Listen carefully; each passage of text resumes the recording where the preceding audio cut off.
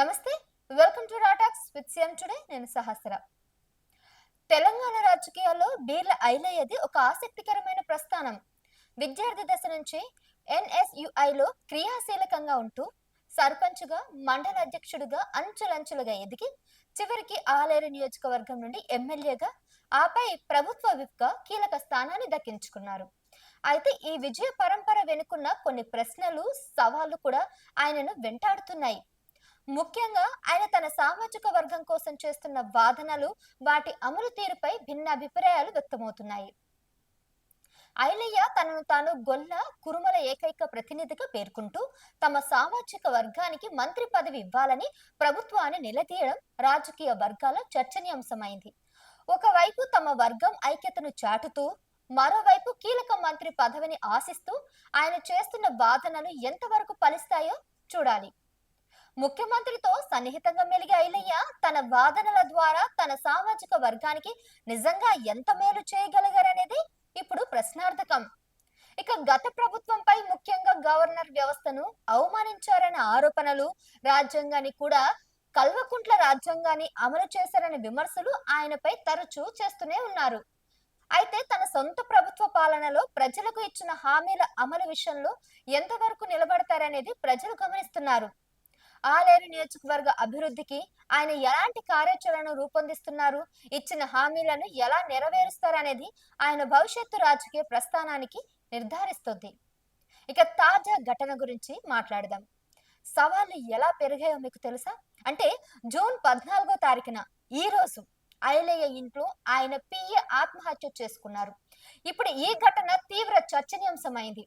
ఈ సంఘటన ఐలయ్య వ్యక్తిగత, రాజకీయ జీవితాలపై ఎలాంటి ప్రభావాన్ని చూపుతుందో తెలుసా? దీనిపై పూర్తి స్థాయి దర్యాప్తు కూడా జరుగుతుంది. ఈ పరిణామం ఆయన ప్రతిష్టని ఏ మేరకు ప్రభావితం చేస్తుందో, రాబోయే రోజుల్లో ఆయన రాజకీయ జీవితం ఎలా మలుపు తిరుగుతుందో చూడాలి ఇక మీరే. ఇక బీర్ల ఐలయ్యకు ఆలేరు ప్రజలు భారీ మెజారిటీతో విజయాన్ని అందించారు. ప్రభుత్వ విప్గా ఆయనకు ఇప్పుడు మరింత బాధ్యత ఉంది. తన సామాజిక వర్గం కోసం చేసే కృషి, నియోజకవర్గ అభివృద్ధి కోసం ఆయన తీసుకునే చర్యలు మరియు తాజా ఘటన వంటి సవాళ్లను ఆయన ఎలా ఎదుర్కొంటారనే దానిపైనే ఆయన భవిష్యత్తు రాజకీయ ప్రస్థానం ఆధారపడి ఉంటుంది.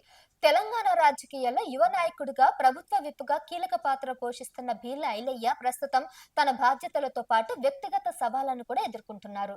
యాదాద్రి భువనగిరి జిల్లా ఆలేరు నియోజకవర్గం నుండి శాసనసభ్యుడిగా ఎన్నికైన ఐలయ్య తన నియోజకవర్గ అభివృద్ధికి, తన సామాజిక వర్గమైన గొల్ల కురుమల సంక్షేమానికి కట్టుబడి ఉన్నారని పదే పదే ప్రకటిస్తున్నారు.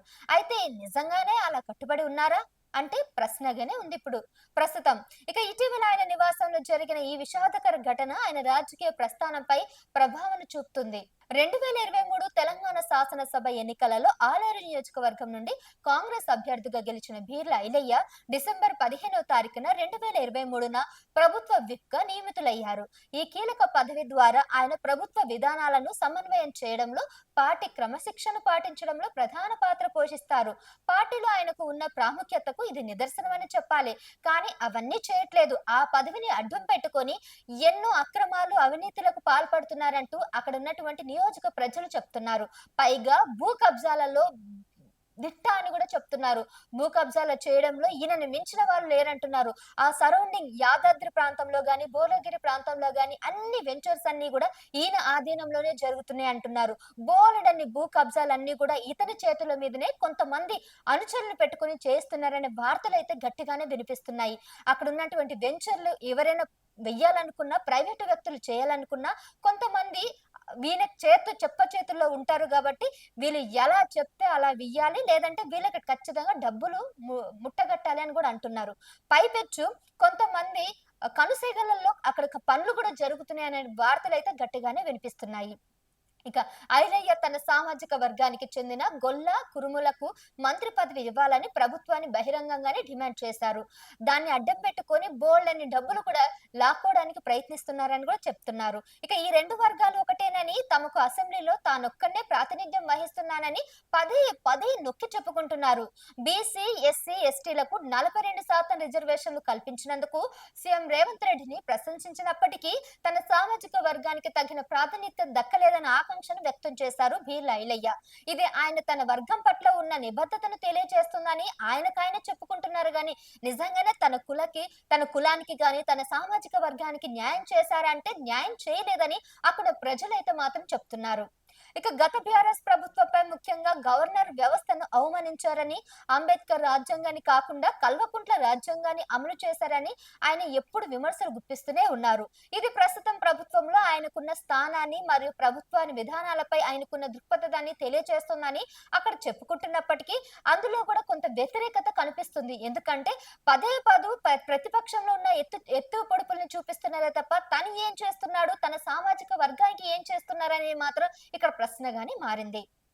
అయితే మరోవైపు ఈ రోజు జూన్ 14వ తారీఖున బీర్లా ఐలయ్య నివాసంలో ఆయన పర్సనల్ అసిస్టెంట్ అయినటువంటి రవి అతను ఆత్మహత్య చేసుకున్నారు. ఇప్పుడు ఈ ఘటన రాజకీయ వర్గాల్లో ప్రజల్లో చర్చనీయాంశంగా మారింది.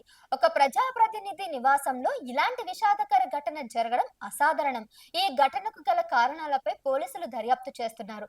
అయితే దీనిపై కొన్ని అనుమానాలు కూడా వ్యక్తమవుతున్నాయి. 2 రోజుల క్రితమే అతను మందలించినట్లు, బీర్ల ఐలయ్య తన పిఏని మందలించినట్లు, కొన్ని అక్రమ అవినీతికి సంబంధించిన సమాచారం బయట లీక్ చేస్తున్నాడనే ఆరోపణలతో అతను మందలించినందువనే కావాలని అతని పిఏ తన ఇంట్లోనే చనిపోయారన్న వార్తలు వస్తున్నాయి. ఒకవేళ నిజంగా వ్యక్తిగత కారణాలతో అతను చనిపోయినట్లయితే తన ఇంట్లో ఊరేసుకోవచ్చు కదా, ఇక్కడ ఎందుకు చనిపోయారు, ఎమ్మెల్యే ఇంట్లో ఎందుకు చనిపోయారన్న అనుమానాలైతే తీవ్రంగా అయితే వినిపిస్తున్నాయి.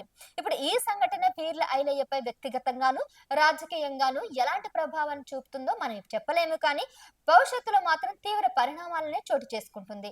ఇది ఆయన ఇమేజ్ పై ప్రభావం చూపవచ్చు మరియు ఆయనకు కొంత ఒత్తిడిని కలిగించవచ్చు.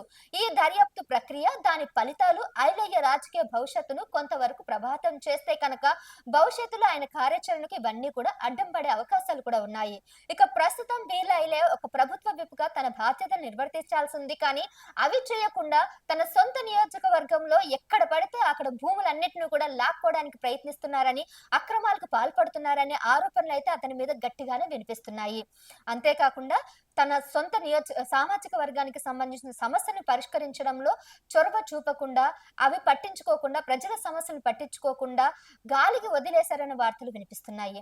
మరి ఈ దురదృష్టకర సంఘటన నేపథ్యంలో ఆయన ఈ సవాళ్ళను ఎలా ఎదుర్కొంటారు, తన ప్రజాసేవను ఎలా కొనసాగిస్తారు అనేది ప్రజలు గమనిస్తూనే ఉన్నారు. మరి ఆయన నాయకత్వ లక్షణాలు, సవాళ్ళను ఎదుర్కొనే విధానం మరియు ప్రజా సమస్యలపై ఆయనకున్న నిబద్ధత రాబోయే రోజుల్లో స్పష్టమవుతాయి.